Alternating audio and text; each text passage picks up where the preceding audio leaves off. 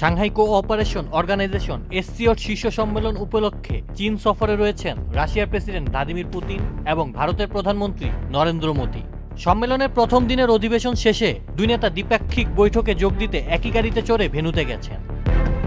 1 September সামাজিক যোগাযোগ মাধ্যম ফেসবুকে পুতিনের সাথে একটি ছবি পোস্ট করেন মোদি। পোস্টে তিনি লেখেন, এসসিও সম্মেলনের আনুষ্ঠানিকতা শেষে প্রেসিডেন্ট পুতিন এবং আমি একসঙ্গে দ্বিপাক্ষিক বৈঠকের ভেন্যুতে যাত্রা করছি।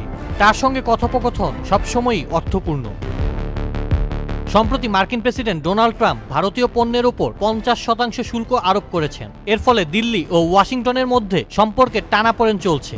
এই পরিস্থিতির মধ্যেই চীন সফরে ভারত ও রুশ নেতাদের মধ্যে অত্যন্ত সৌহার্দ্যপূর্ণ ছবি সামনে এসেছে। ভারতীয় গণমাধ্যম এনডিটিভির প্রতিবেদন অনুযায়ী 29 আগস্ট চীনের তিয়ানজিনে এসসিওর 2 দিনের শীর্ষ সম্মেলন শুরু হয়েছে। সম্মেলন শুরুর আগে নরেন্দ্র মোদি, ভ্লাদিমির পুতিন এবং চীনের প্রেসিডেন্ট শি জিনপিংকে একসঙ্গে একান্ত আলোচনায় মেতে উঠতে দেখা যায়।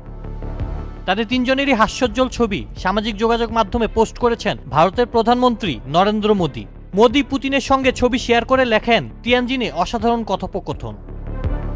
আরেকটি পোস্টে দ্বিপাক্ষিক বৈঠকের ছবি পোস্ট করে লেখেন, তিয়ানজিনে এসসিও শীর্ষ সম্মেলনের ফাঁকে পুতিনের সাথে চমৎকার একটি বৈঠক হয়েছে। বাণিজ্য, সার, মহাকাশ, নিরাপত্তা এবং সংস্কৃতি সহ সকল ক্ষেত্রে দ্বিপাক্ষিক সহযোগিতা আরও গভীর করার উপায় নিয়ে আলোচনা হয়েছে। আমরা ইউক্রেনের সংঘাতের শান্তিপূর্ণ সমাধান সহ আঞ্চলিক ও বৈশ্বিক উন্নয়নের বিষয়ে মতামত বিনিময় করেছি।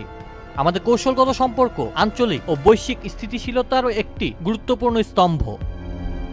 এসসিও সম্মেলনের ভিডিও এবং ছবিতে 3 নেতাকে করমর্দন এবং হাসি মুখে সৌহার্দ্যপূর্ণ মুহূর্ত ভাগ করে নিতে দেখা যায়।